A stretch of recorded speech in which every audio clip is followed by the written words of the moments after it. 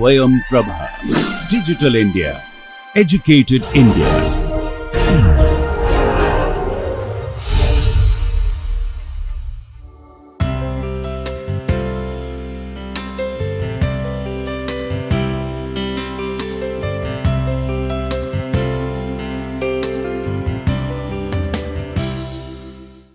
Good morning. Welcome to this course on understanding and reducing greenhouse gas emissions with a focus on scope 1 and 2 emission reduction through building design and construction, and we are in the week 1 of this course, and today is the last lecture of this particular week. Now, what we have done so far in this particular week is we have tried to understand why at all are we going to talk about GHG emissions.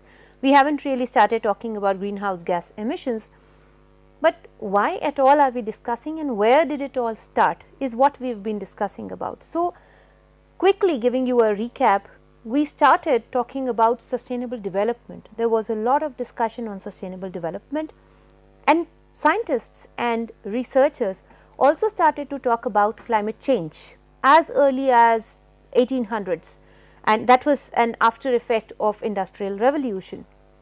Now, this is established that there is climate change, and we also saw that how do we really determine whether climate change is for real and what are the indicators through which we would know that whether climate change is really happening or not.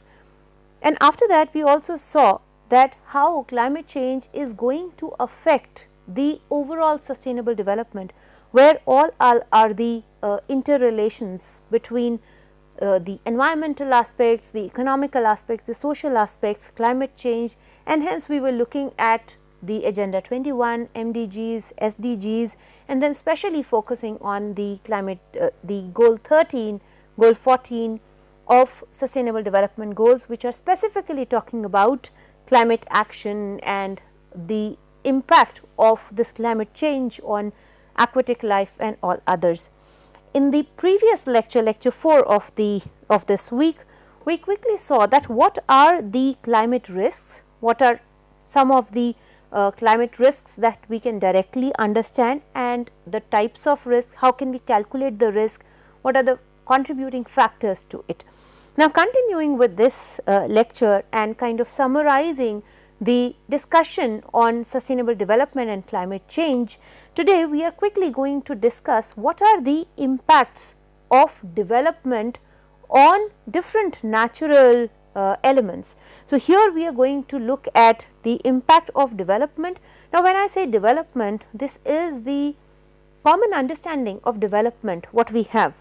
So, we are largely talking about the man-made infrastructure and development when we say impact of development. So, let us not confuse and let us not go into the ideological or theoretical connotations of development, the growth of human mind and things like that, but let us restrict it to the man-made built environment, the infrastructure development that we are understanding here. So, impact of such a development, and we are not going into discussing whether this development is sustainable or not sustainable, but impact of this development on land, water, air, and also on the socio-economic aspects of our life. So, let us first start with impact of development on land. Now, to quickly summarize this, to give you a brief, the prominent impacts of development on land have been: 1, desertification; 2nd, biodiversity loss; 3rd is land use, land cover changes; and 4th is urban heat island. We will go over each one of them one by one. So, desertification, very clearly we understand that desert is an area which is devoid of water, moisture in the air, moisture in the soil, underground water, bare minimum amount of water that is necessary to sustain the growth of life, flora and fauna both. So, such an area is classified as a desert. You can find more scientific definitions of that, but the concern here is that our activities, human activities, are leading to increase of this desertification. More and more of the land area today is getting converted into deserts. And what are the reasons? There are several reasons, for this desertification. We are talking about the human, the man-made causes of this desertification. So, the most important, the primary cause of this is commodity driven deforestation. Now, what is happening? The world population is increasing. For that, for accommodating and for providing that population, we need more houses. We need to cultivate more crops, we need more agricultural land, we need to set up more industries, we need to mine more and more resources, we need to mine coal, we need to mine oil and gases and a lot of other things. Now, for all of that we need land, and from where will that land come? A lot of times, majority of the times, that land is actually coming from the forests. So, we are carrying out deforestations at massive, large scale and converting the forest land into cities, into agricultural farmland, into industrial land. We are primarily converting the land from forest to this. And what has that to do with the desertification? Because we are reducing the land which is required to absorb the amount of water that is received from the rainfall. So, a lot of surface runoff will happen, but less amount of water is going to enter. Also, all of us know that forests, trees are one of the most important component of balancing the ecosystem. So, it helps in bringing back the rains, maintaining the atmospheric moisture, and when all of that is going, so together it is leading to drying up of the land and this entire atmosphere, eventually leading to desertification. We are already witnessing almost every few months, we have one city which is witnessing almost desert like situation, where the underground water has totally exhausted. There is no underground water, there is no surface water, the moisture in the air is also minimal, bare minimal, and the city, even when the city is there, the people are there, there is no water, and the land, it wouldn't really look like a desert, but it has practically turned into a desert because there is no water. So, this is commodity driven deforestation, wrong forestry practices, shifting agriculture, which is what I just mentioned, urbanization, and also wildfires. This is one reason where some natural forces are also causing the desertification to happen. So, it is not always man made, but largely the drivers are man made and some are natural, such as wildfires, but that is again because of climate change, and we have already seen that this is also happening because of the rising temperatures, of reducing humidity in certain areas and increasing humidity in the other areas. So, together all these are causing desertification to increase. The next impact on land of this development is biodiversity loss, and when we say biodiversity loss, we are implying the decline in the number, the variety, the variability and the variety of species and the biological communities in this particular given area. So, we are talking about extinction of species, we are talking about endangerment of the species. This is biodiversity loss. So, all of us must have heard and read about a lot of animal and plant species which have actually become extinct within our own lifespan. A lot of other species, animal, flora and fauna species, they are on the verge of becoming extinct, they are endangered, and this is precisely what we are talking as biodiversity loss. There are several repercussions of this biodiversity loss. There is a lot of ecological imbalance that will eventually happen, and this is also because of our wrongdoings, unsustainable development, so to say.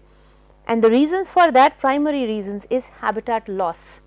So, we have, when we cut the jungles, when we continue with deforestation, we are actually eating up, we are taking away the habitat of a lot of this flora and fauna, and so they cease to exist. They cannot adapt immediately to the changed surroundings. Some animals would do, for example, monkeys.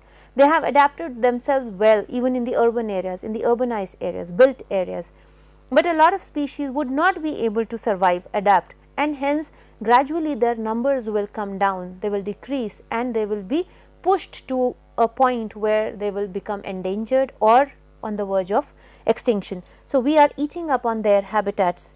Second, invasive species. We are modifying the habitat and hence one species, because there is loss of the original habitat, that species to survive will enter into the other habitat and it will take over. So, this species, which might be a stronger one, will sustain, will survive, but the others will be at the verge of endangerment or extinction. That is where the invasive. So, these are related parameters, but invasive species is where due to habitat loss in one area, some species, a strong species moves to another area and captures it, overpowers that area. Over exploitation of resources, especially the habitat. So, that is another thing which drives these animals away. We are talking about pollution, adding substances which may be harmful to these animals for flora and fauna is a common driver for biodiversity loss. And then we also have climate change associated with global warming. So, this we have already seen, there are certain animal fish species which cannot survive outside a given range of temperatures. So, if the temperatures become too high or the temperatures become too less, it becomes very cold, either ways in the extremes these animals will not be able to survive. Adaptation is not a quick process, while it happens commonly in nature, but it does not happen immediately. It takes hundreds and thousands of years for one species to adapt and evolve accordingly, according to the changing context. But climate change is associated with the biodiversity loss. One more driver which is within over exploitation is that besides habitat loss, we also carry out habitat destruction or fragmentation. So, for example, there was a huge jungle and through it we have created a highway. So, we might be adding the crossover bridges for the animals to cross, or bridges under the highway to allow the species to connect and to continue to integrate that area. But often what happens is that infrastructure projects like this, the highways, would have divided a larger habitat into two smaller parts. For example, a lion would require some 300 square kilometer as its territory. Now, when we have cut this territory into two halves by passing a highway through it, the lion is actually dependent only on one half of the territory. It will not go to the other half of the territory, and so for its food and its own survival, it has a smaller area to thrive on, to survive on, and that often gradually will lead to a decline in its population, in its health and in its well-being. So, overall these are the drivers which will lead us to biodiversity loss. Now, again for the reasons for biodiversity loss, they can be two. One, natural, but here we are largely focused on human driven biodiversity loss, which is what we have seen, but there are other reasons, for example, floods, volcanic eruptions, wildfires, and we have seen examples. There was a terrible wildfire in Australia and a large population of kangaroos was wiped, but since it was a thriving population, it could be revived and it could be saved from becoming endangered.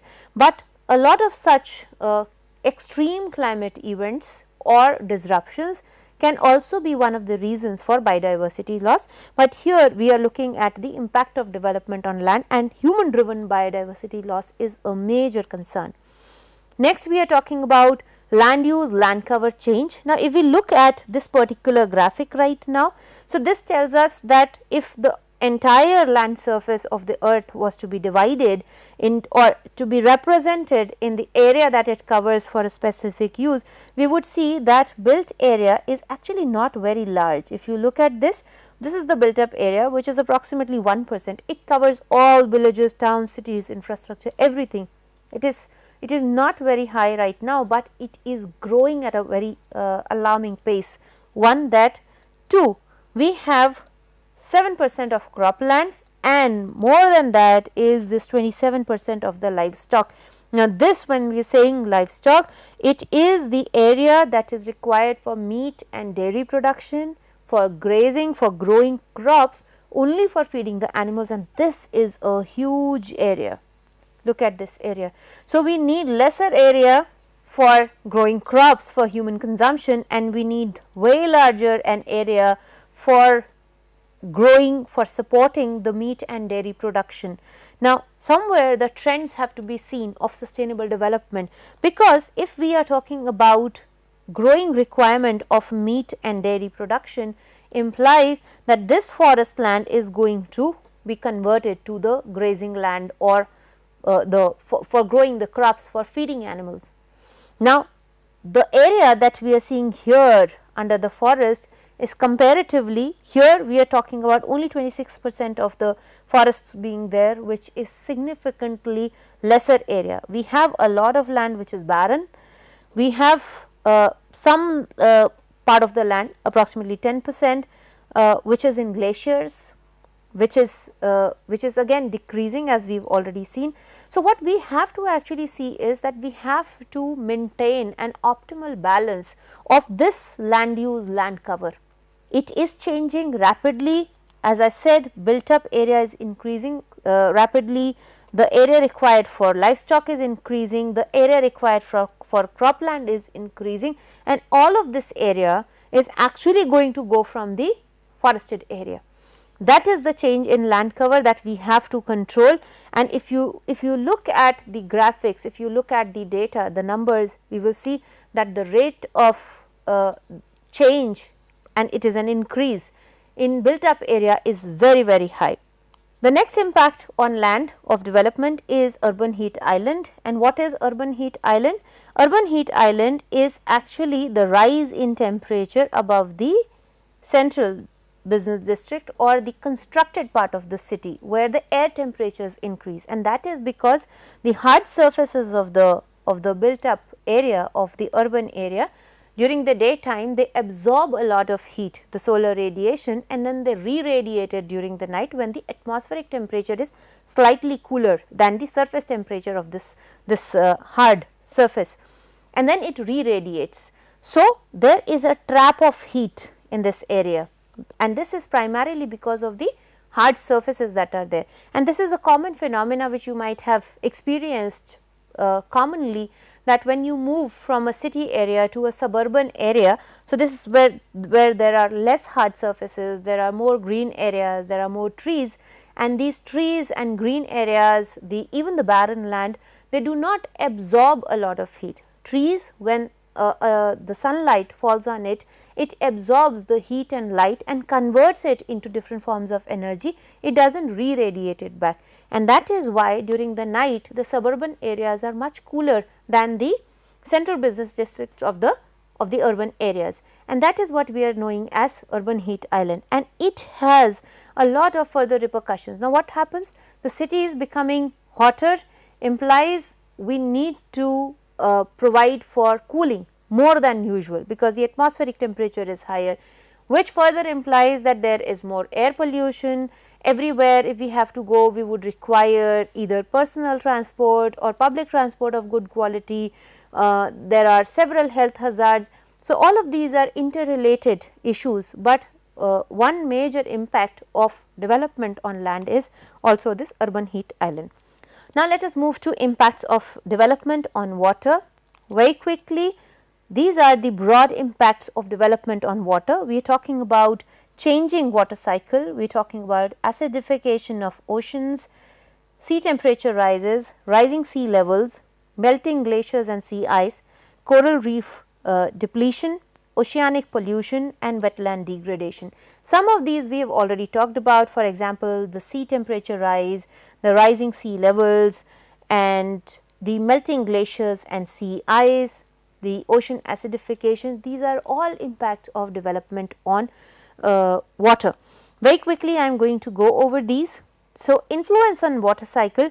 Now, we have been changing, altering the drivers which kept water cycle in balance. For example, one, we started to extract more and more of groundwater. Earlier, we would depend less on groundwater and more on the surface water.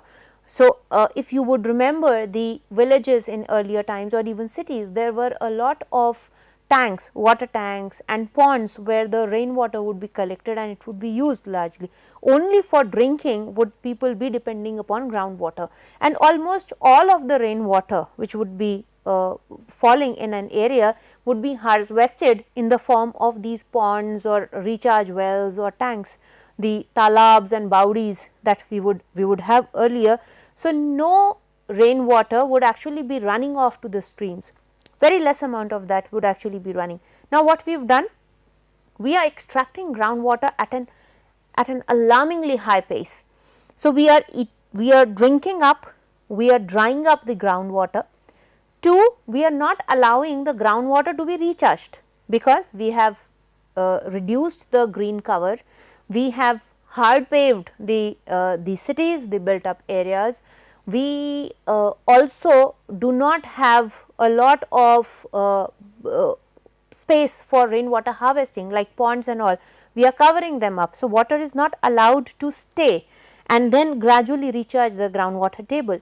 The water is now flowing into streams. So, the streams are becoming swelled up during the monsoon season. So, what has it done? It has reduced the level of groundwater.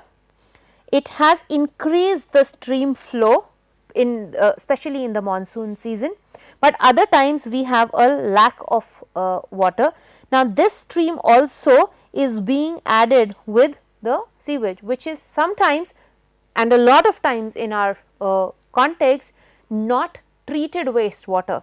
So, this water, the stream water, which otherwise should have been fresh water through rains or other things, is now getting contaminated too, and so we cannot use this water. This water is available, but it is a waste. Now, there are less number of trees, so there is less humidity in the atmosphere, and so the formation of clouds, that becomes difficult. So, there is erratic precipitation, sometimes there is excessive rain, some other times there is hardly any rain. So, overall if you look at that, so the rate of evapotranspiration also changes because there is not enough moisture in the soil and there is not enough moisture in the air. So, overall if you see, we have literally disturbed the entire thing, and there are several places where we have influence, for example, cutting down on trees, paving, hard paving the entire areas, covering up the low lying areas, not allowing water to percolate down to the ground. So many drivers, so many individual inputs in the name of development, and that has have a severe impact on water cycle, and that is why we would see that we had to coin new terms such as urban flooding. Now, flooding was known, okay, there was excessive rain in certain areas and we had flooding, but now it is urban flooding because we clearly know that we have eaten up on the low lying areas. We have taken up all those areas. So, water will come whenever there will be rains, the water will flow to the low lying area and it will flood that area. So, this is a new term, urban flooding, that is because of altering the water cycle, and this is because of the development. So, these are the impacts that we have on water cycle. Ocean acidification, we very clearly know that it is the absorption of carbon dioxide fundamentally changing the chemistry of the ocean, and this is by triggering several chemical reactions that eventually makes the seawater more acidic. This is sea acidification and it has impact on shellfish, corals and other calcifers. So, eventually what we are looking at is we are looking at dying coral reef. So, which is what is another impact of development on water. We have already seen that sea temperature rise, and historically the historic data clearly tells us that there has been a significant rise in the sea temperatures, and this is alarming. If it rises by 2 degrees centigrade, almost entire aquatic life will be dead and we will have dead oceans. I have said that earlier and I am reiterating that, and because of acidification and sea level, the rise in the temperature of the sea, what we have is we have dying coral reefs. They are vital for sustaining the aquatic ecosystem, the marine ecosystem, and also they protect our shores. Unfortunately, the coral reefs, a lot of coral reefs are dying, and you must search for these terminology, you must read more about it, and you would find disheartening stories that what are we doing to our natural environment. We have already talked about melting glaciers and ice. Look at this particular picture here. The snow cover was somewhere here, the glacier was almost here. This is the line which I am drawing, and it has receded. This must be some 10 odd kilometers that we are seeing in at this scale. This is with almost all the glaciers across the world, irrespective of their geographic location. Almost all glaciers have receded by hundreds of square kilometers, and that is a reality.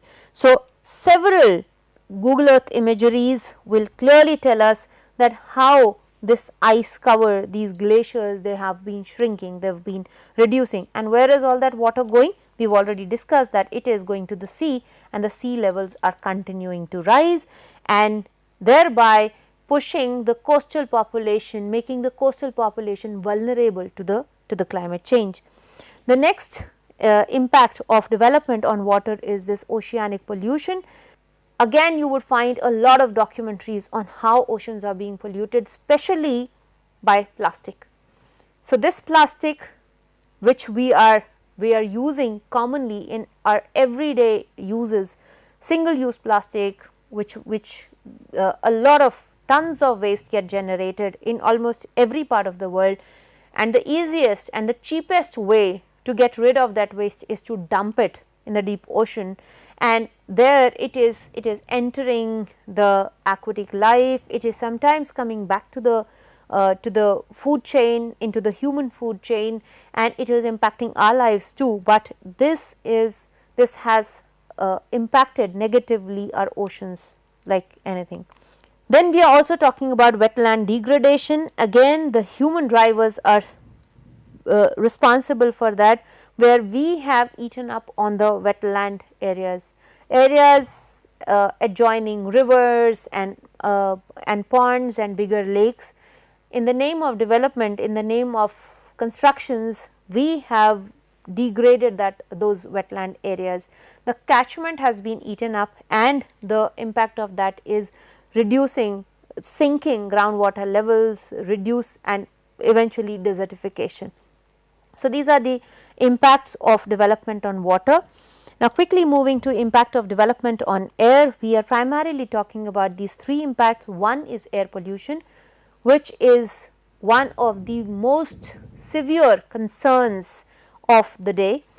The second is acid rain, and the third one is ozone depletion.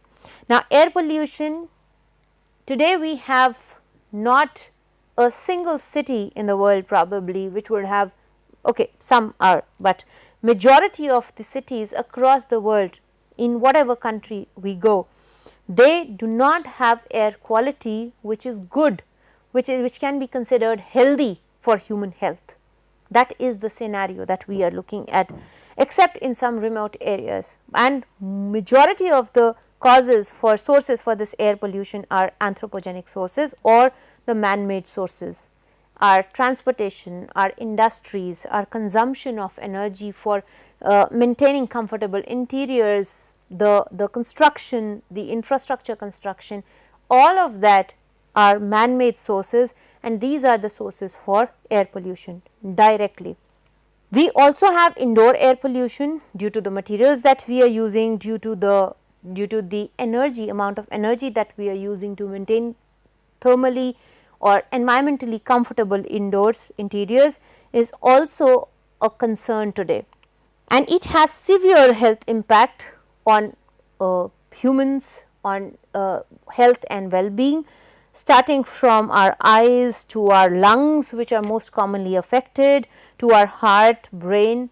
We have stomach related issues, we have liver, bones, and even reproduction for that matter. So, it is not just the impact of development on air, we are actually talking about the impact on society, the health and well-being, and eventually we are not realizing it here, but it takes a lot of economic, financial resources to curb that. More investment in the form of providing medical services, healthcare infrastructure. If the cities were cleaner, half of the healthcare systems would not be needed only, because we would have clean air or clean water to drink. Unfortunately, because we have a lot of pollution there and resulting in a lot of disease, that we have to invest in this healthcare is what we are talking about as an economic impact too. Then we have acid rains. I do not have to explain, all of you probably already know what an acid rain is, but very directly acid rain is a result of burning fossil fuels at very high temperatures. That is what primarily we should conclude. So, overall what we are actually seeing, that all these impacts of development on different natural resources are primarily because of the man-made activities, anthropogenic activities, and the root cause of a lot of these activities would come down to burning of fossil fuels for, of course, multiple reasons: transportation, buildings, whatever. Then we have talked about ozone depletion. Earlier also, when we were talking about the historical development of this entire concept, we have talked about ozone depletion.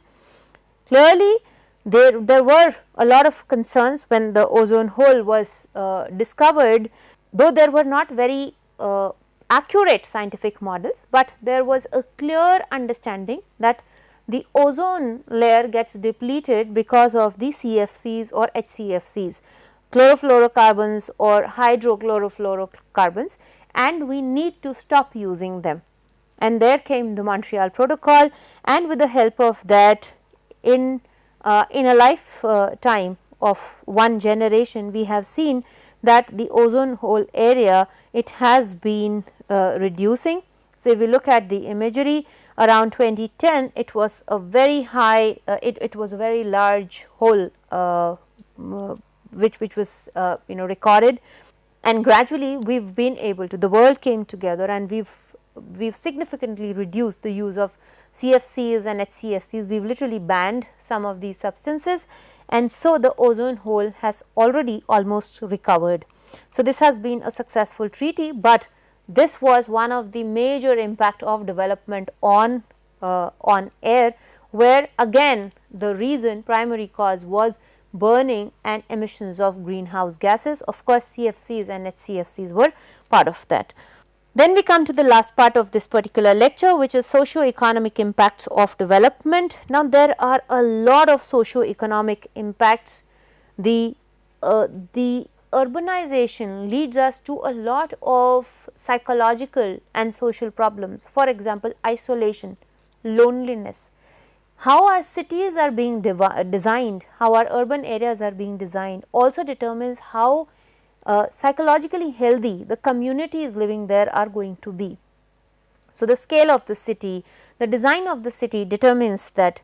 If we are looking at socio-economic impact of climate change and of development, we are talking about, for example, shrinking productivity of harvest, which implies that there is going to be an increase in the price of all these commodities, food, the basic food stuff, the cost of affording a basic lifestyle will increase, and it will have huge economic repercussions and social repercussions. For example, there could be wars to gain access over certain resources. We have seen, and a lot of scientists suggest that the next world war would actually be fought on water, because we are not taking care of a resource as essential as water. So, there could be more wars to gain access to limited resources. There could be diseases. We have already seen the COVID pandemic across the world. There will be more and more such diseases which will be there, and this is directly due to the unsustainable development that we are going through. We do not have respite areas, we do not have clean cities, we do not have clean air or clean water, and so we are going to be witnessing more and more of such epidemics and pandemics, just like what we witnessed last year. We would have major social impacts such as relocation of whole towns.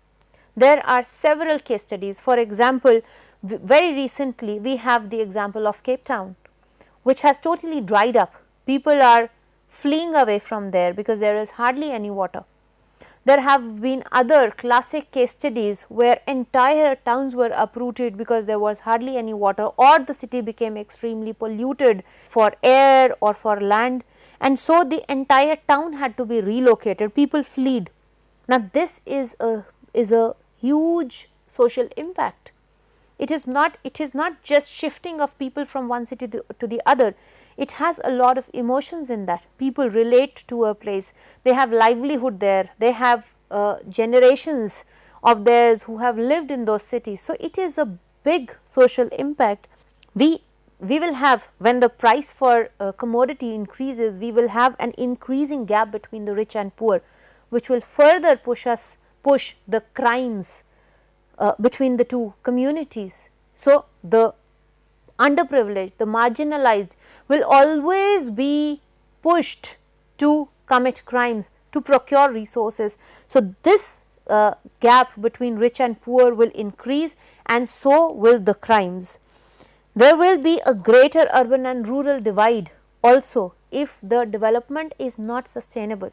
So, overall we are actually looking at a whole nexus of these problems. So, not just environmental, but looking at social problems and economic problems, and these are all impacts of development which has not been planned in a sustainable manner. We have to look at sustainable development to keep a lot of these problems at bay. Now, while I conclude this particular lecture, I would also like to conclude the entire week, the discussion of this entire week and what all we have seen. The very clear thing is that a lot of these problems are because of haphazard, unplanned, unsustainable development, and the primary root cause of a lot of these problems is our dependence on the unsustainable forms of energy which are being procured, which is being generated from conventional sources of fuel, which emit a lot of greenhouse gases into the environment. So, starting from the discussion about sustainable development, moving on to climate change, climate risks and the impacts of development on different natural resources, we can very clearly conclude that we need to go forward in a sustainable manner, have sustainable development and bring down to close to zero the greenhouse gas emissions. So, this is what the takeaway from this week 1 of the lectures for this ongoing course should be. Thank you very much for joining with me in this course. See you in the next week with a new series of topics continuing this discussion forward. Thank you very much.